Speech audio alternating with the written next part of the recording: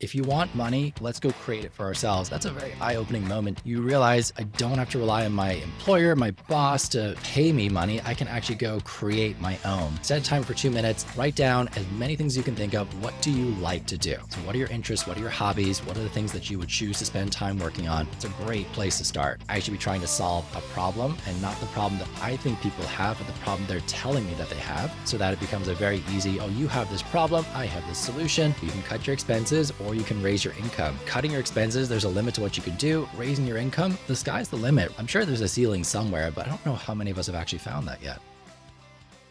Give us a little bit of your backstory. Every entrepreneur has a different road to get to what they're doing right now. Have you always been an entrepreneur? What kind of led you to what you're doing today? And give us a little overview of what that is. I was actually talking to my parents about this recently. I just visited them and they were reminiscing about when I was a kid and trying to make money for myself. Because with my son, he's 5 right now, we do an allowance. And that is not what happened to me. When I was a kid, my parents actually pushed me towards, if you want something, go out and make the money and then you can get it for yourself. So I started a lot more kind of entrepreneurial journeys as a child, from collecting bottles and cans. I had a piñata making business at one point. So I moved to Ireland. They didn't have piñatas. I started making them myself and selling them. A lot of other kind of Christmas crafts sort of stuff. I've done tutoring, I've done soccer lessons. There's so many different things I've tried. And I think that was a really cool experience. And something I do want to impart on kids is, if you want money, let's go create it for ourselves. And I think for us adults, that's a very eye-opening moment too, where you realize I don't have to rely on my employer, my boss to pay me money. I can actually go create my own. That's a very empowering thing. And I know it's a very big idea for what you guys do here as well at Millionaire University.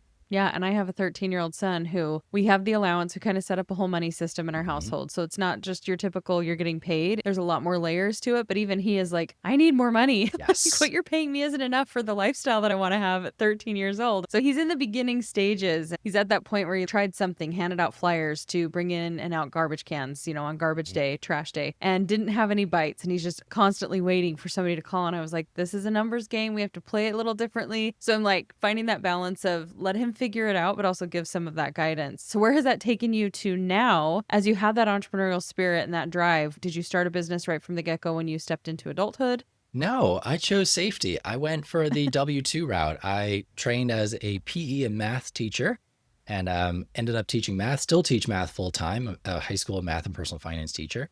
But when I got dissatisfied, very much like your son, with the amount of money I was making, I turned to entrepreneurship, because in the finance world, there's 2 things you can do. You can cut your expenses or you can raise your income. And cutting your expenses, there's a limit to what you can do. Raising your income, the sky's the limit, really. It's as much open as you possibly can be. Like, you can keep trying new things. You can keep creating more money. I'm sure there's a ceiling somewhere, but I don't know how many of us have actually found that yet. Yeah, I haven't seemed to find it. It seems to keep climbing higher and higher, which is a great thing, a really great thing. Yeah. So you're teaching math, or yes, you're a teacher. You've gone that. I love went the safe route, and I wanted to put that in, quotations, because in so many ways, even that, my husband and I have had this conversation. It's not as safe as we think it is. There's so many things that you're subjected to in terms of job stability and things like that. So what did you do to start supplementing that and bring that entrepreneur spirit back into your life and start increasing that income? Yeah, I mean, safe was the word where you're like, okay, I will have a guaranteed income. And guaranteed, as you know, is still in quotation marks. I mean, in terms of guaranteed jobs, teaching is still probably one of the most secure jobs you can have. But even that is starting to look like it's going to be more and more under threat as the way our culture is moving forward here in the US. But I guess I got to the point where I was a beginner teacher in Maryland, which is not a bad place to be a teacher in terms of salary. You have one of the highest salaries across the US in terms of teachers. But I was still a master's degree. I was making, I think, mid 40s. And I was like, this is not enough for my girlfriend, who was going to become my wife, and I. We were starting our lives together.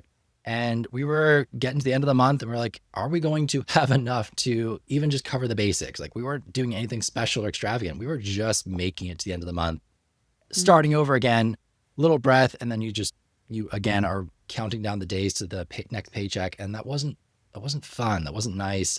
We wanted more. And she's a psychotherapist. So she is also at the whims of kind of what insurance companies are willing to pay. She's self-employed, but it sometimes feels like employment when you take insurance. And we started saying, okay, well, what else can we do? So my wife started side hustling as a a wine person. She worked at a vineyard and she would, help tell people about wine and, help them figure out which wines they like, that sort of thing. I went down the route of tutoring. So tutoring made sense. I've got the skill set, I've got this knowledge base, I've got resources. Let's go use that and help other kids to kind of get to a level that they are desiring to be at. So I started with kind of remedial level math first, so kids who are really struggling in math. And then I sort of pivoted into SAT tutoring because I felt like that was more fulfilling for me. There was a higher price point you could charge for that because parents could see a return on investment. So if you're tutoring for SAT and there's a direct correlation between SAT scores and the amount of money you're going to get from universities, or at least you're going to get into the university that you want, that'll give you the salary that you want later, it was a much easier sell than it was to be like, hey, I know you're really struggling with 8th grade math. Like, let me charge you $70 an hour for that. It doesn't fly very well. Yeah, that makes perfect sense. But you still hit this cap, right? Of like time for money and going into those seasons of your life where you want to have a little bit more of that when you start a family and things like that. What was the tipping point for you to where even that maxed out to where you're thinking, okay, there still has to be a little more cash flow somewhere, but I can't really exchange any more time? That was it. When you're trading your hours for money, there is a limit to what you can do. You can raise your hourly rate as much as possible. But eventually the market will tell you no. So for me, I was also thinking about the future in terms of I wanted a family and I did not want to keep adding more and more time to my workload because it was already like tutoring was already taking up my evenings. I was coaching soccer as well. And I was seeing my future wife at that point less and less and less. And we didn't like that. So we were stuck in this rock hard play situation of we need the money, but we also don't want to keep doing this. And we started talking about, well, what are income sources that we could do that would not require that direct trade of time? So we sort of meandered our way into passive income, or at least ways of front loading effort so that we could then benefit from it later. And that's where I pivoted into TPT. So TPT, you had a really great episode about this recently with Lindsay Bowden, and she kind of went through the nuts and bolts of what it is. So definitely go back and look at that one if you want to know everything about it. But this is called Teachers Pay Teachers. And it's really where teachers can take their skill set, the resources they create in their classroom, and sell it to other teachers with the aim of saving them time and effort and helping them with their classroom management. So it's supposed to be this really great exchange of value where a teacher doesn't have to spend hours planning something. They can just quickly buy a resource, a turnkey curriculum, something like that, and then use it really effectively in their own classroom. And that has been an amazing side hustle for me because I get to work on it when I want. It's digital resources, so there's no fulfillment that goes into it. You just create something, you market it, and it lives by itself from then on. So if you want to take a 2-week vacation like my wife and I just did, we did it. We didn't have to worry about who's going to fulfill the shop. There was no vacation mode. Our income continued the exact same way it was. I love TPT as a side hustle and designing side hustles that fit your desired lifestyle instead of doing the side hustle and then trying to figure out how your life's going to fit around it. Yeah, that's a really important concept that I think a lot of people don't consider. They think, well, I just know I'm going to have to work really hard. I'm going to have to put in a ton of time. And so eventually have the time freedom. We had a guest on a while ago and this has stuck with me. It's actually a huge part of what I coach women on now because women are the ultimate side hustlers, right? Like so many of them don't want to have necessarily full-time careers, or they have one and they want to phase out of that. They want to be more home with the family. And this whole notion of creating that constraint from the start. So you're actually having to get creative with the way you make money and not sacrificing your time for, we know this could go on for years and years and years where you never buy back your time.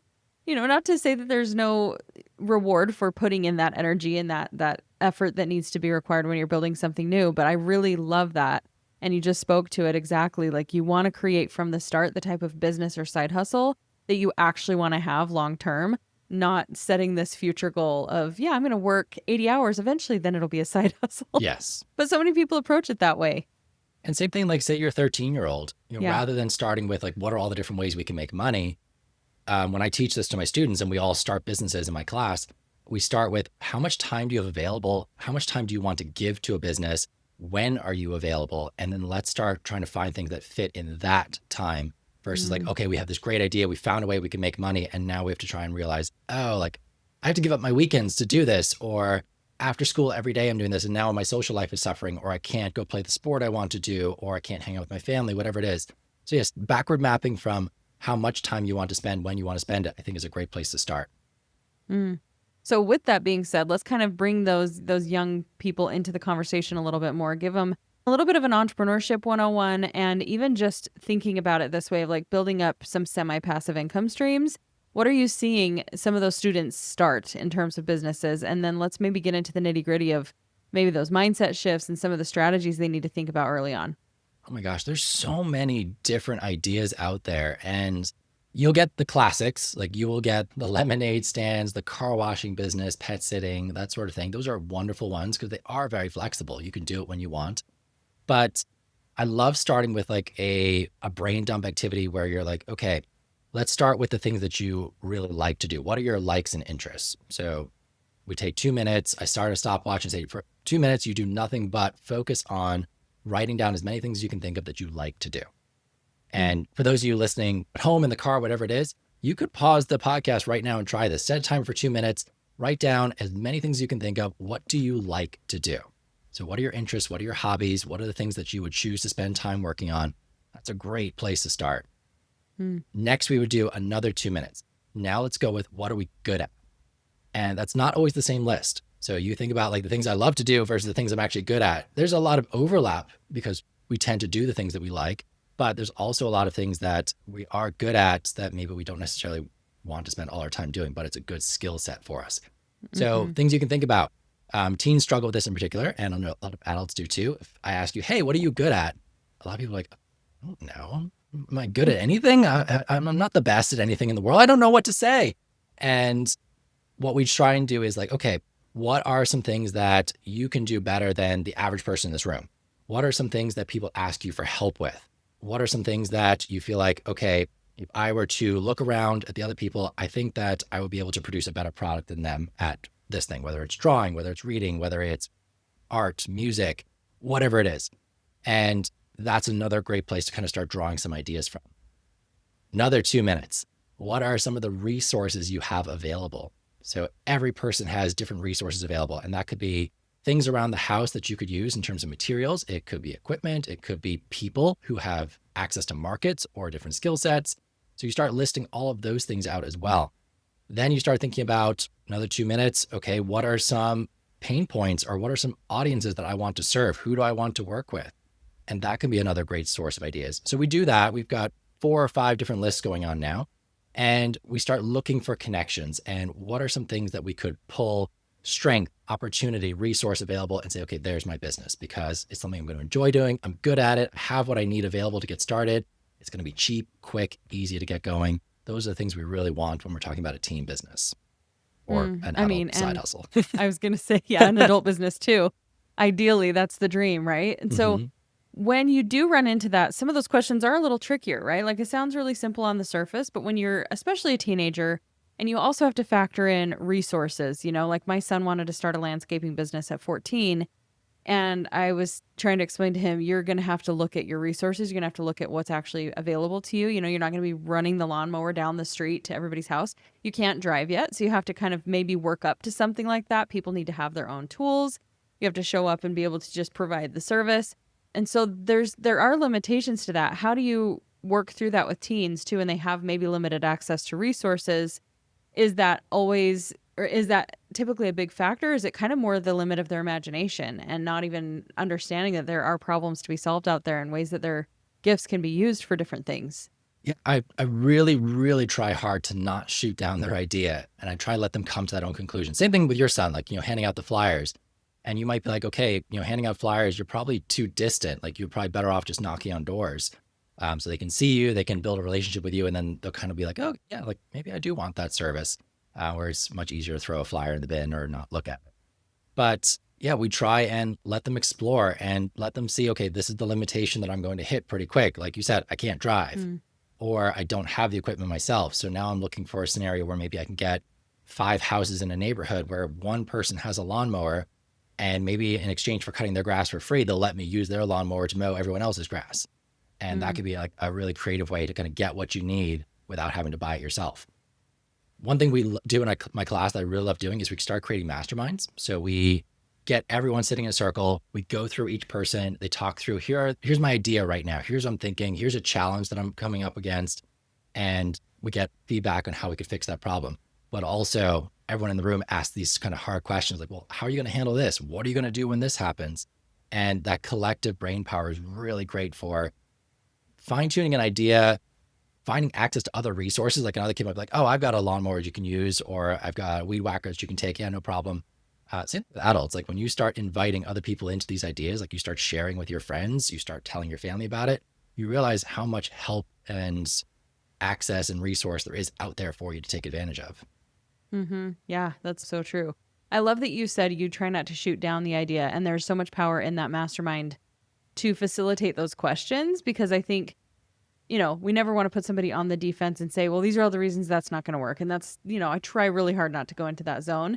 So that's a great approach to just get into some questions and create some awareness and not make them defend why the business will work, but help them to problem solve before they even get into the problem. So I'm sure that's one of the most potent things about having these little masterminds is, yes, the collaboration, but also the feedback of helping them think it through because we love our ability to dream and have big ideas and big ambitions. And it has to be paired with some level of strategy and execution, right? I will like preface that with it works great for teens because they have no pressure to make money. Adults, a lot of times when they start going down the side hustle route, what I found is there's almost a desperate need for money. Like, oh hmm no, like I am $1,000 short, or my car just broke down. And I need to do something really fast to make X number of dollars. And so it needs to work first time. I don't have the time and space to experiment. With teens, we do have that time and space, and we really try and encourage them to start with like that lean startup idea. So how do we start this idea for as cheap as possible, or free is the ideal number? So what can we borrow? What can we pre-sell? What can we use that we already have, and then create the income to then go expand it and become more like the idea we really are dreaming about. So, taking that big idea that you've probably come up with and it looks really fancy and it's got lots of bells and whistles and you're really excited to work on it, and just thinking about, well, at its core, what is it that I'm doing? What's the problem I'm solving for people? And how do I do that as cheap, fast, and quickly as possible so that I can start bringing in that income, test the idea, and then expand it if there's something there. Hmm. How do you encourage these kids or what does that look like? Because they're learning this in a classroom. Are these real businesses that they're going out and starting and facilitating?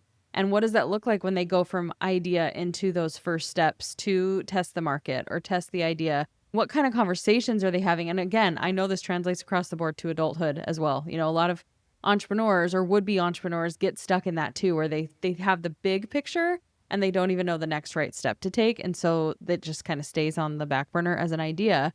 And so for these teens specifically, which that advice will translate across the board to us, we have more resources. How do you help them to get started to navigate and test the waters?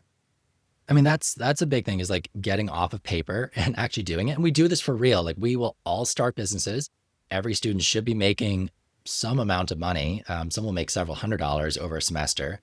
And at the end of our semester, then we have a business fair in our school. So like every student gets a table, they showcase what they did. A lot of parents come in, grandparents, other staff come in and buy from them. But yeah, getting them to start is always one of the biggest challenges. Mm, So a couple of things I would advise. First off is when we were doing that idea dump thing, let's not find one idea, let's find 50. So I mm, want you to write down 50 ideas that you could do. And that takes the pressure off of finding the one. And you just start listing, and you maybe go to some websites like, what are some great business ideas for teens, quick ideas that can make money? And you just start looking at them and you're like, okay, which ones could I do? And you add them to your list. Then we take your list and we evaluate it on two axes. First is, what is something that you are excited about? And second is, what is something you can start as fast as possible? So like the faster you can start it, the higher the score it gets. The more excited you are about it, the higher the score it gets. And whichever idea has the highest combo of excitement and ease to start, that's our plan A. So we have plan mm, A, and then we also have a plan B and plan C ready to go should A, for some reason, not work. Then we're doing a canvas, a business canvas model. So just really quick, we're not doing a full business plan that takes too long. It's obsolete by the time you finish it in the case of these team businesses. Just really quick, what does the business do? So quick synopsis, who do you need to help you to get started? What are the materials you need, or ingredients or equipment? What do you think you want to sell? How much do you think you want to charge for it? Who is your target market? What's that going to look like? How are you going to let them know that you exist? So what's your marketing strategy going to be? Just go from there. So within 2 weeks, we're looking to at least make the offer to somebody who's not a friend or family member to let them know, like, hey, I'm doing this thing. Do you want to buy it? So looking for mm, that first sale within 2 weeks. Once we've got the idea down, we've done our canvas model, we will start with market research. So let's make a little bit of, a survey that we could do that has 10 questions or less that will help you determine something about either your business or your market that's going to help you out. And then what information can you find that exists already online? So that kind of primary and secondary research idea. And it's basic. It's not like the most in-depth market research you're ever going to see, but it helps teach kids the idea of, okay, I should be trying to validate the idea before I start. I should be trying to solve a problem, and not the problem that I think people have, but the problem they're telling me that they have, so that it becomes a very easy, oh, you have this problem, I have this solution. Let's price it at a point that it's just a fair exchange of value. And this just is the easiest sale ever. Yeah.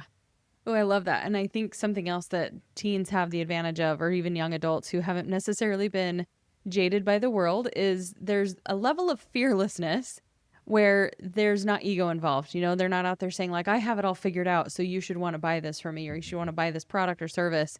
There can be some curiosity there to really have conversations with people. So is that a pretty big component of this in that validation phase when these teens are out there making that offer? I think it feels sometimes like a chicken or egg situation, right? Like even in my coaching, sometimes I bring in people and they're still trying to figure out where their genius zone even is, let alone what to offer to other people. And so how do you start showing up on social media? How do you start conversations where you're like, I don't really even know what I do, but I know I want to do something. And so it's super important for them to have that curiosity, I assume, to figure out how to, what do you recommend to figure out what the problems are versus the problems they think need to be solved? So like, let's take your son's example of taking the trash cans out. He probably thinks the problem is what, people are too busy to do it. They don't have the strength to do it. Like, what is it that he thinks the problem is? He sees we live in a neighborhood with a lot of elderly people. So he's thinking more just energy and, they're older. It's more of a hassle. So yeah, you might like reach out and be like, hey, like I notice you have trash cans. What is your biggest problem when it comes to dealing with your trash cans? And you might offer a short answer response. You might offer a multiple choice of what he thinks the potential problems could be, and then see, is that actually valid? Are people feeling like it's too much of an effort to go do it? Are they worried about slipping, especially in the winter? Are they, it's too hot, so they're like, I don't want to go out and do that? Are they just not filling the can enough, so like it's not actually worth their time hiring somebody to do that? Like there's so many different potential reasons that you might not even be aware of. And just asking the question can sometimes give you that, oh, this is what the problem is. And then when you offer your solution, you just include that problem in your solution. So, someone being like, I'm afraid of falling when I'm taking my can from the door out because, it's a steep driveway. You're like, your advertising will be, are you afraid of having an accident or feeling unsafe when you're taking your cans in and out? Let me take that off of your plate and let me do this for you so that you can feel safe, secure. So you're using the words that your clients, your potential customers are throwing out there as the biggest pain points, and you're adding it into your advertising. And that's something that we really try and do in our classroom, is try and figure out what is the problem and then put it in our solution. So it's kind of like keyword research. Yeah. You have to, I guess, with all that being said, you have to have some degree of, and this is where the earlier exercises came in, what you're good at, what you actually enjoy doing. My son doesn't have a passion for garbage cans, but he sees that is a solution that doesn't really exist. There's nobody offering that in our area. And so I think it's starting with that phase one, and at least knowing to an extent what you want to offer, and then going and market research is really the research of how to market the product and create an offer around that, not necessarily figuring out what is it that you're going to sell. But I do think maybe even in conversations like that, if he was talking to people, he might discover there's a totally different problem where maybe they want the garbage cans cleaned and they don't really need help bringing them in and out, but they're constantly disgusting and they don't have anybody to clean their cans. So maybe now it's a once a month side hustle instead of a weekly one.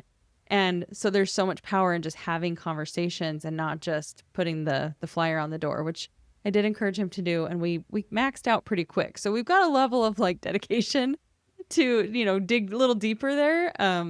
But I think it's important to know that that's a good start. At least start from something, knowing what a genius zone is or a solution you want to provide, and just start putting it out there so that you can garner those questions and start having those conversations, right? Yeah. I mean, one that really comes to mind as we were talking about that was I had a student who wanted to do video game coaching, loved video games, was really into lots of different ones. And he was like, I'm going to coach younger kids who are just getting started on how to become better at this so they can beat all their friends. So he thought that the competitive spirit and wanting to get better was the reason that people were going to sign up for it. But when he started surveying The kids, that was kind of the reason he was getting, but the kids were not the actual customer. It was the parent who was going to be signing them up for it. And the parent was actually way more interested in how do you be like a responsible video gamer? Like, what does that digital Mm, citizenship look like? So he started adding into his like wording, like, I'll teach your kid the game, but I'll also teach them how to safely play online because that's where a lot of the competition is happening. So what are the mm, do's and don'ts? What are the things to watch out for? And then some other bits and pieces, like also including like skilling them up in this particular activity. And then he also realized that there's that kind of esports component that colleges and universities are getting into. And he's like, okay, like I can help prepare your kid to maybe apply for an esports team or scholarship or something like that. And he didn't even realize that those were problems that people were even thinking about when he started. And I was like, that mm. was such a cool development in terms of what he ended up doing. Yeah. So there's power in the brainstorming, but it's kind of knowing you can't create the perfect business in that vacuum. It's not probably going to come to you on paper from your ideas. It's usually just the starting off point, the jumping off point, if you will, that can propel you into more. I'm curious, that's such a fascinating side hustle business idea. What are some of the other ones that you've just been in awe of or have been really intriguing that maybe some of our listeners would want to try or start or just some good inspiration ideas? Oh my goodness. I had, let's see. So I'm just thinking to this past fall where we did our business fair and some of the ones that were just so interesting. I had a girl do tarot card reading and dream interpretation. So really interested in it herself and, learned how to do tarot, learned a bit about dream interpretation and had a really good following of kids who would like come up at lunchtime and do this thing with her. Another who really wanted to be a tattoo artist. That was her goal. So I'm mostly working with high school seniors. And so did a henna tattoo business. So like, Mm. and made her own like organic henna ink and, Wow. was able to advertise it like, this is healthy ingredients. It's not going to damage your skin or absorb in any bad way. And was doing like henna designs for kids and didn't get parent pushback about it, which I was very pleased about. So like I tried again, let them do it. They talked to the admin about it at some point. She's like, hey, here's my idea. Do you have any problem, especially if they're going to be selling it during school time? And our admin is usually pretty game for letting things happen and see what kind of comes from it. Let's see, we had another one who did caricatures, Mm. which a kid who was willing to take their art and show it off to others. That was a really big jump for her to go off of that, drawing for myself versus drawing for others. That was Yeah. very cool to see. I had a kid who was really into RC, so radio controlled cars. And he's like, there's no courses around here where you can take your car and it was like these 4x4 cars that like would go over obstacle courses and things like that. He's like, there's nothing like that around here. So he used his backyard and created an RC course. And then Wow. he worked at like a hobby craft shop. So he was putting his flyers up there and he actually got people to turn up and like pay to use his RC course, which I was like, that is a very, very different idea. Yeah. Another Super kid, unique. another kid who loved cats and he made custom cat trees. And I was like, never seen that before. It's a very cool idea. And kudos to you for trying it. So like he got his wood, he was stapling carpet to it and making these different designs. He had at least 2 prototypes ready to go. And I believe he got some orders by the end. That's amazing. How many of those kids are stepping into the online space and trying some digital, even what you do with Teachers Pay Teachers? You had one student that wanted to get into video game coaching. Are you seeing more of an uptick in that? Or is there a lot of value in doing like the in person, physical product driven business? A lot of them seem to stick to the in-person physical stuff in the beginning. I've had a couple try drop shipping. So like Mm, they're sourcing something from abroad, they're creating a basic website and selling it. We try not to have a huge learning curve. So like that ease to start the business, one of the things that I ask them to think about is like, what do you have to learn before you are going to be able to do this? And if it's a very large learning curve, we maybe stick that further down the list of things to try and go for something that is going to be quick, easy to start. So like I can do it right now or within a week. mm, And then as you said before, like version 1 of your business is rarely what it's going to look like when you get to version 3 or 4. Like it's going to start going in one direction. And then as you learn, grow, realize what your audience wants, you're going to start taking a totally different direction. And it's going to be almost unrecognizable sometimes from what you started with. That's mm. totally okay. And that's the fun part of it, especially when you Yeah. start with no cost and no risk. So when you're teaching them this, when you've got the idea, they're starting to generate income, are they with you long enough to start learning what to do with that? Because I think I've fallen into this trap. A lot of people will start earning income from a business and they look at it as like, oh, that's my money. And I mean, it is, but that reinvestment and that saving and looking at things as a business owner would, instead of just, this is an allowance money that I don't really have to save. I mean, even allowance money, we should be saving, investing, using our money. Do you go into that very much with these students? And what do you feel like teens need to know that we have not in the past done a great job of teaching that foundation? Oh my goodness. Well, I'm a personal finance teacher, so there's a lot of that Yeah. going around. So this is a personal finance class where we are doing this business project. It's actually not an entrepreneurship class. And Mm, I find that business is a great playground slash sandbox for personal finance in general. So yeah, your business is going to generate money. What do you do with that money? I personally like the profit first model. So like where we're going to by percentage divide up what money is coming in. So we'll have a tax bucket, like we'll put money aside for taxes. The kids may not owe taxes at this point. They're probably still making way less than the standard deduction. And depending on their state, they may not owe anything for state either. But we're going to build that habit of let's put money aside for taxes.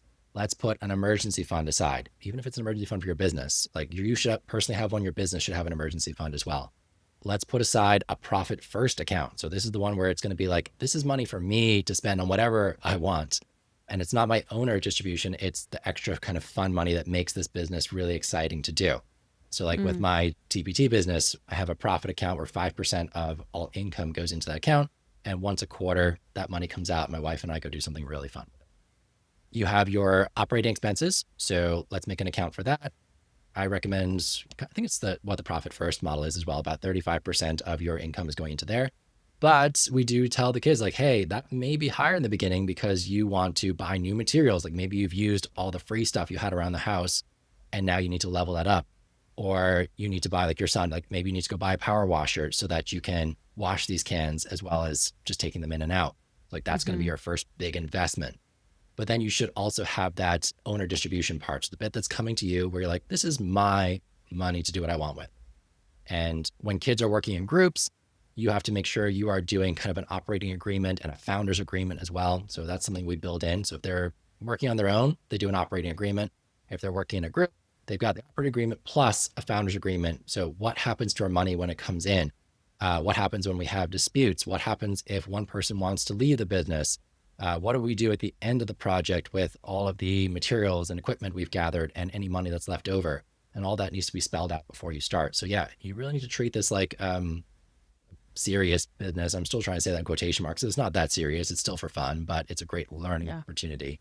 And our personal finances should follow a pretty strict, not strict, but an organized structure as well. When your money Mm-hmm. comes in, I love zero-based budgeting. So what are you planning to spend? Make sure all your money has an outlet that it's going to, whether it's saving, investing, needs, wants, frivolous spending money. Like just make a category for it and say that's where that money is going so that everything has a plan. Mm. I love that you said that too, that entrepreneurship, this isn't a business, this isn't an entrepreneurship class, it's personal finance, and how they really do feed into each other. And I feel like if we taught more people, and this is, the premise of the show, if we taught more people how to build businesses, I think they would have a totally different relationship with money. I read Rich Dad Poor Dad way too late in life, and I'm having my teenagers read it right now. And I just think like there's a level of accountability and understanding you have to have around money when you're operating a business that you don't necessarily have when you're just bringing home a paycheck and then there's the cash. You've seen your parents do it, but there's not a whole lot of accountability or structure or strategy that goes into that for the typical person. And so I love that parallel that you've found. This is a great way to teach personal finance by teaching how to generate more of that income. And to your point, all the way back to the beginning, when we want to be in a better place financially, it's either cut costs or increase revenue. And cutting costs is getting harder and harder because costs just keep going. And, there's certain things you can't just live without air conditioning in the summer in the desert, right? Like to try and save a few dollars. So I love that you have found this beautiful intersection where this is a powerful way to teach money management and growth of, financial stability through the vehicle of entrepreneurship, and that you've been able to take those childhood lessons yourself and things that you did and perpetuate that for other people. It's so cool. Thank you very much. I mean, yeah, it's what I wish I had when I was a teen. So like, I was fortunate to have the parent who kind of said like, oh, you want money? Like not, it would have been nice if they just handed it to me, but they didn't just hand it to me. They're like, no, you need to go earn it. So there was like, not a chore sheet, but like an above and beyond chore sheet. So like like washing the windows outside or something like that would earn a little bit of money, but also that idea of like go outside of the home to try and earn it. So what can you do that would create income in some other way. So like the easy one was just going to my neighbors, asking them for their cans and bottles and then like recycle them. And they at least provided me the drive once a week to go turn those in. So I'm very grateful for that. In my high school, so I went to high school in Ireland, and there's a very interesting concept there where your equivalent of 10th grade is an optional school year. So you can choose to skip it if you'd like to get out of school faster, or you can choose to do it. And if you do it, it's one of those years where there's no assessments and it's about self-development. And starting a business was something that my school offered. And it's not something every Wow. school offered, but it was just this experience that I had a business teacher who was really into the same idea of helping kids start businesses. And we did it. I loved it. I loved that freedom of creating my own income. And I just wanted to bring that to other students because I do think it's so powerful and it's such a great learning tool. Because in personal Mm, finance, like you're looking for opportunities to make money relevant to kids who aren't managing adult budgets yet. So a mhm. business is a great way to do that. They have money coming in, they have money going out. They have to prioritize it. They can't have it all. And you don't get that in many other places as a kid. Yeah, you don't. You absolutely don't. Well, I love that that is available in a school. I love that you've found that place where you can offer that because I feel like we've done a great disservice for generations at not teaching that. It just being like basic, here's how to balance a checkbook. And some of those classes just stay so surface level. So if we have more teachers out there like you, I love that you have found a way to generate more cash flow for yourself through Teachers Pay Teachers. I want to talk a little bit more about that before we wrap up. But then being able to stay still where your heart lies and being able to provide this education and have that through line where you're helping the next generation is huge because a lot of people do. And no shame if this is eventually what happens. You walk away from that teaching job. Hmm. But a lot of people do. They start making the cash and they walk away from the thing that they actually really loved and enjoyed doing. So it's beautiful. So with that being said, on your personal journey, like what is the long-term vision? Is Teachers Pay Teachers something that you could retire on? Are you continuing to move that cash flow into other investments? What does that look like for you personally? And what do you recommend for people if they want to follow suit? It's something that can be a retirement plan or could replace your salary. I know, again, going back to that episode with Lindsay that you did recently, like she was able to replace her entire teacher salary. I'm starting from a weaker position being in Maryland because my teacher salary is up around 91,000 this year. So like my side hustle has to hustle a lot more before it replaces my teacher salary versus if I was in one of the southern states where maybe I was trying to hit 50. Yeah. So right now, TPT last year brought in 25,000. That was the top line revenue. And the great thing is there's very little cost in it. I actually hired my first VA and I took on some extra like software subscriptions to kind of maybe help my life get a little bit easier, but most of it is take home. And then I just allocate it to its different buckets on using the profit first model. Hmm. So I would love for it to actually take the place of my wife's job first. She is, I think, less satisfied with her job than I am. So we would love to maybe say like, okay, let's make work optional for you. And Hmm. that's part of the financial independence journey is just getting to that point where work becomes optional because it's so powerful to be like, do I want to go to work today? Do I still feel like doing this or do I have to do it? Because like, if I don't, we're going to be homeless, hungry, and a bunch of other things. Yeah. So we're constantly building towards that point where we can say work's optional. We're doing it because we love it. And if we don't love it anymore, then we can easily pivot out into something else or choose to do nothing at all. Because when TPT is running, it takes probably a couple of hours a week. I could give more. Like I Hmm. could certainly treat it like a full-time job and it probably would increase the top line quite a bit. But with a 5-year-old, a wife, a career that I really like, and a bunch of other side goals that I'm trying to hit, it's nice to be like, okay, an hour or two, a couple of nights a week is enough to grow this business and keep it going. I love that. Yeah. Good perspective. And I love that is the first goal is to bring your wife home if she's less satisfied in her 9 to 5. With that being said, you have your TPT, you're selling this to other teachers. I'm assuming it's a reflection of what you're teaching in your classroom. So is that maybe the best place for our listeners to go if they're like, hey, I want to teach some of my kids some of the things that you've talked about today? Do you have templates and frameworks that represent the entrepreneurship side of things? Or maybe is that like an idea of what you need to create next to hit that next level? So yeah, like I think first part of the question, like if you are a teacher and you're looking to start TPT, I think you are best served staying in your niche. So whatever it is you teach, that's the easiest place to go because you're already creating materials and you're in that mindset all the time. As a math teacher, I would find it very difficult to go start creating science resources. Having, I like science, I'm very into biology and physics, but I've never taught it. So I think I would find it difficult to create meaningful resources and experiences for students not having taught it. It's also one of the reasons why I would be reluctant to leave the classroom because I feel like as soon as I do that, it's going to become harder to create resources that are going to truly meet the needs of Mm, teachers and students. Second part of your question, like if a teacher is looking to use this stuff, or even a parent. So like I know you worked as a homeschool parent for a long time. Was it like five yep. years? I think I heard. Yeah. Yeah, and like you want help as well. You can find those on Teachers Pay Teachers. You're supposed to use it in an educational setting. So like it's a marketplace like Etsy, but for educational products. So anybody can Mm, log in there and buy resources. If you want to do the entrepreneurship experience with your kid at home, I actually published a workbook called The Simple Startup, which is a self-guided workbook to help kids and teens, usually from like 8 to 15 years old, to start their own business. If you're a teacher and you want to do the project with your students, it's called the Real Business Project. So if you search for that on TPT, you'll find it there. I can also send you links for all these things too, if you want to put it in show notes. yeah, we will definitely link to those things in the show notes. I'm excited about them for myself, and I know our listeners are probably excited too, especially if they did bring the kids into the room, the young adults into the room, because there's so much out there, but it's so helpful and valuable to come from somebody who's doing it regularly and in the weeds and understands all of those steps. And I learned so much from you. I'm sure our listeners did too, and just the way that you're incorporating that into the classroom. So we'll for sure link to that and appreciate you for sharing some of those tools and resources with us today. You have been a wonderful guest. Thank you so much, Rob, for telling us about your personal entrepreneur journey and how you are helping others, the next generation, to facilitate some of their own entrepreneurship experiences. Thank you so much for having me. I really appreciate it.